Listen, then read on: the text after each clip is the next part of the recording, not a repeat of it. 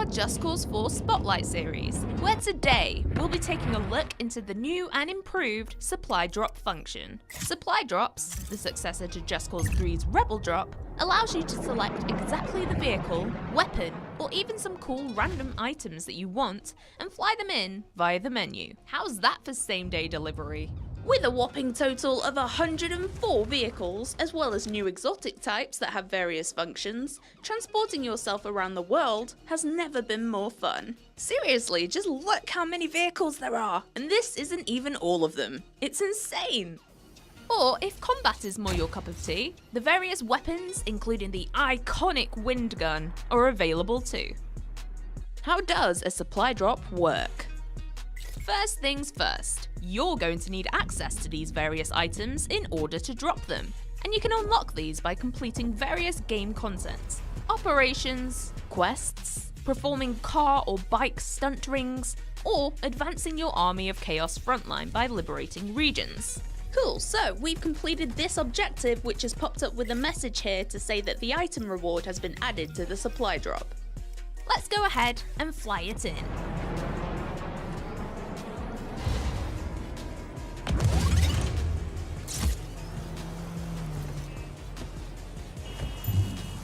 Another new feature is being able to precisely angle your drop using the ghost container, rather than just throwing a beacon and hoping for the best like in Just Cause 3. This is perfect for setting up intricate stunts, dropping a boat into a river, or angling a car away from enemies for an escape.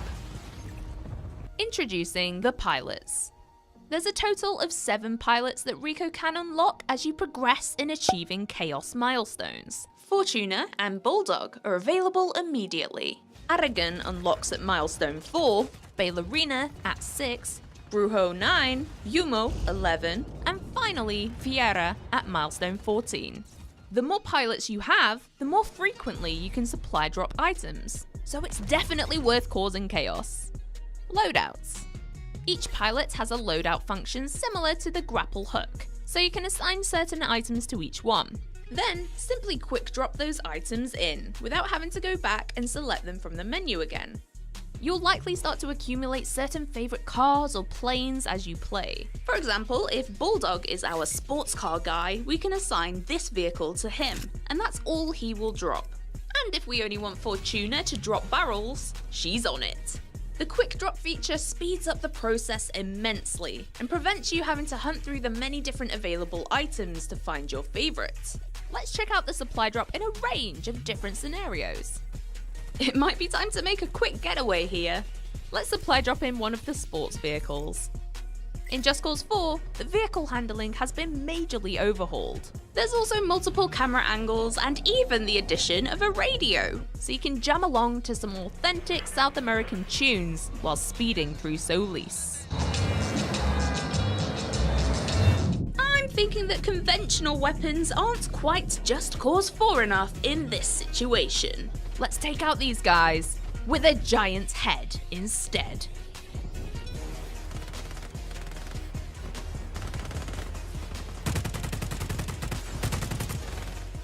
The Black Hand.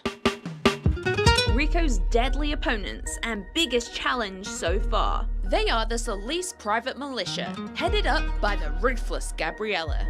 Let's hop into this spotlight on the Black Hand and explore more about the world's most advanced army. Gabriella. Soldier, protector, leader. Gabriella's ambition, persistence, and deadly talent have all converged to forge the perfect Black Hand operative. You are just like me.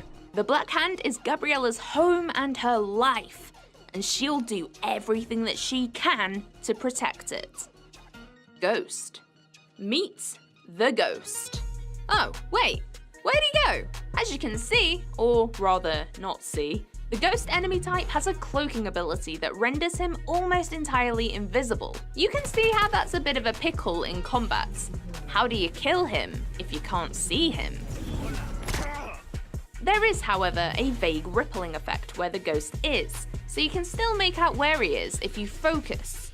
Be quick though. Whilst camouflaged, they will charge up a powerful shot and attempt to shoot you before they turn visible again.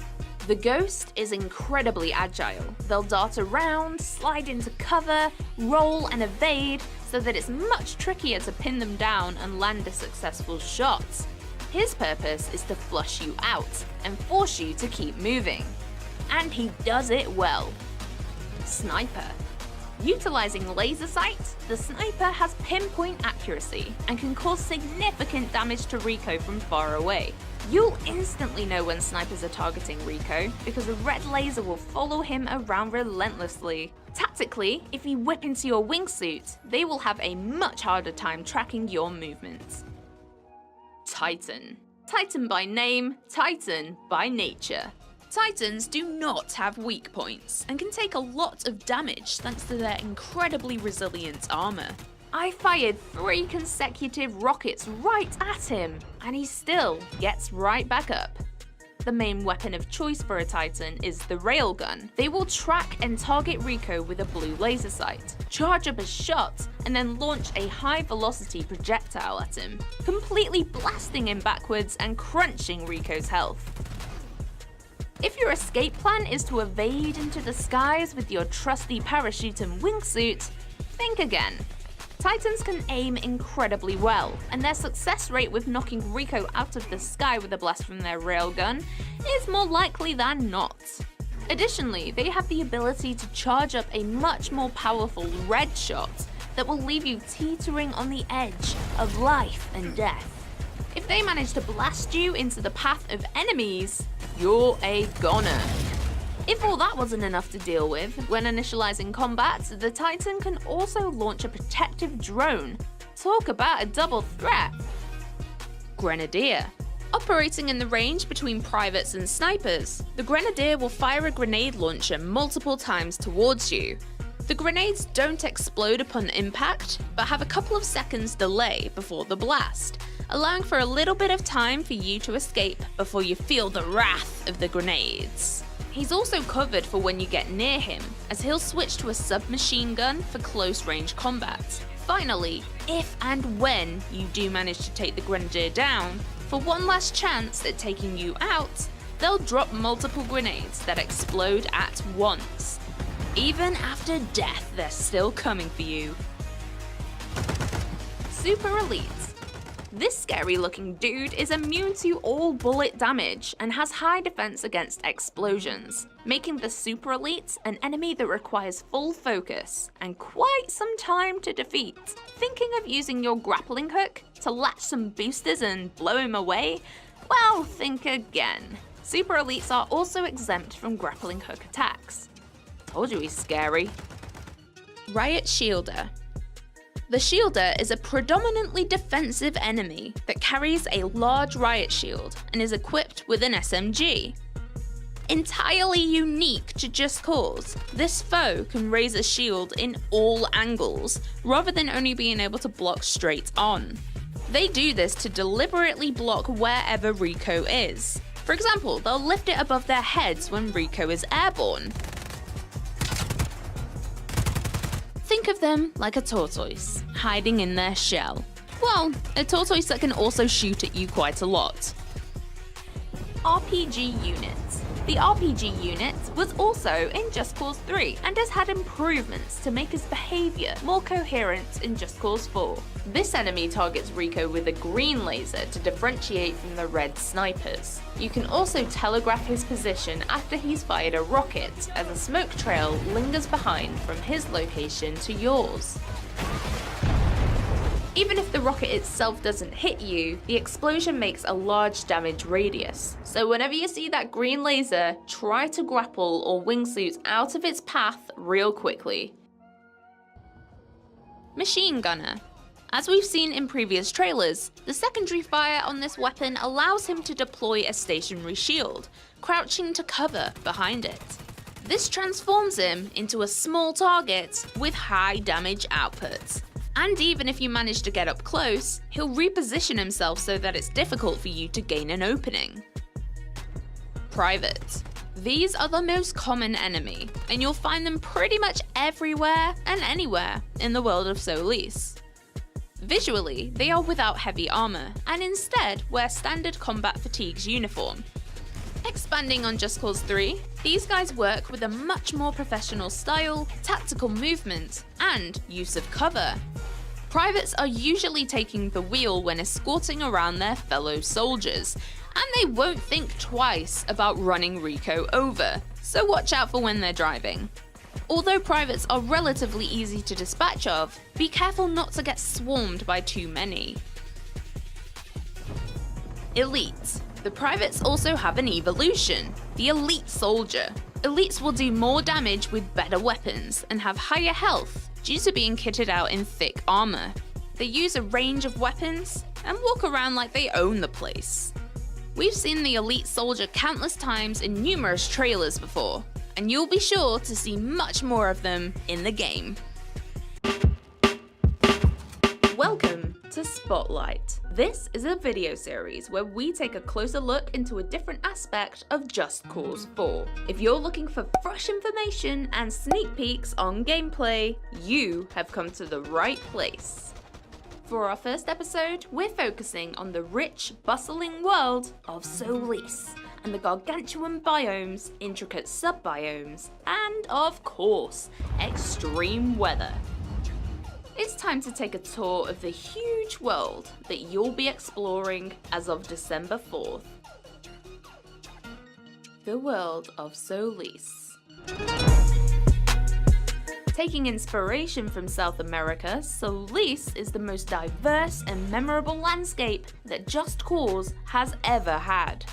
There's a vast array of unique landmarks that you can discover and explore. It is incredibly tempting to take a buggy ride through the dusty desert at sunset, or hike up a humid hill in the rainforest, and simply get lost in the gorgeous atmosphere. Avalanche Studios have really gone back to the roots of Just Cause, and now has a map that will excite your curiosity no matter where you look. This rich South American-inspired setting introduces 4 distinct biomes comprising of rainforest, grasslands, desert, and alpine. How do these different biomes alter the way you play? These biomes have various vertical opportunities. Plateaus, mountains, and canyons mix up the terrain. They also need to cater to places where it's fun to drive and use the new vehicles. From rolling hills to sand dunes to a brand new interstate with no speed limits. So, let's explore each biome. Heavily inspired by the Andes, the Alpine biome is harsh and hostile. If you're trying to beat that personal best for the longest continuous wingsuit run, the Alpine is the place to trial it. The feeling of flying through a freezing valley and being totally encapsulated by towering mountains is an unrivaled sensation and a distinctly different experience from any other part of the world. The twisting roads make for an interesting journey by car, but you've got to give the snowmobile a go and smash through the snowy plains. There's even a unique train journey that chugs along the rail tracks. Why not hop aboard? This extreme weather in the Alpine region comes in the form of roaring blizzards. Fierce winds and strict visibility makes for one mean weather type. Here we are in the tropical, humid lands of the rainforest. It's massive, and is actually the largest of all the regions in Just Cause 4. With various layers to its canopy, this will alter the way you move around the biome. The thick pockets of forest means wingsuiting through the midsection will be difficult.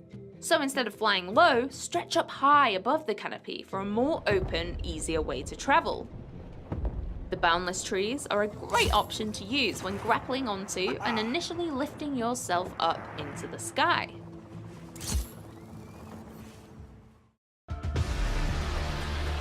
The extreme weather type that roams the rainforest biome are the tropical storms. These storms are daunting, green-tinged pockets of destruction, with fault lightning that will strike the highest point in the sky. Now we're taking a trip to the calm, serene climate of the grasslands. This biome takes its inspiration from the Pampas in Argentina, but has been injected with true just cause verticality, and is mostly developed towards agriculture with stretches of corn, wheat, and other grains. This is the most populated part of Solis, with everything from vast cities and towering skyscrapers to bustling farmlands and fields. Driving the buggy or the ATV over these hills is insanely fun. Even sticking to the roads is a blast with the interstate, where you can race in supercars thanks to no speed limit.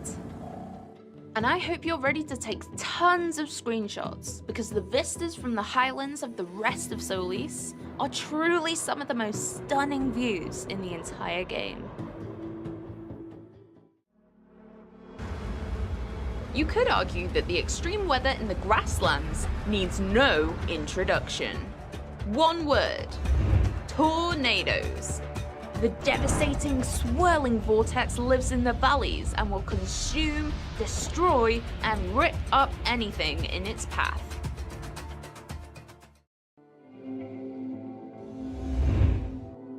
Once lush grasslands have since dried out and have turned into a hostile and dry wilderness. The smallest of all the biomes, it is a mixture between areas of smooth sand dunes and rougher, rockier bands. It almost looks like an alien planet, a whole new world. The wide open spaces, few roads, and drifting sand dunes are perfect for a cross-country buggy ride across the desert. Of course, this being Just Cause 4, you can attach some boosters on the back for rocket-fast transportation.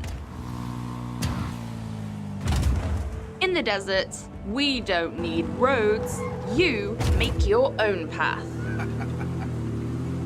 The open desert is also an air vehicle playground, so feel free to use helicopters and planes wherever you want. As all the biomes, the desert is also a great example of finding curiosities in all directions. It begs the question, where do I go next? The answer is entirely up to you. This extreme weather type affects visibility massively. It's very hard to see who you're fighting, where you're driving, and what you're doing.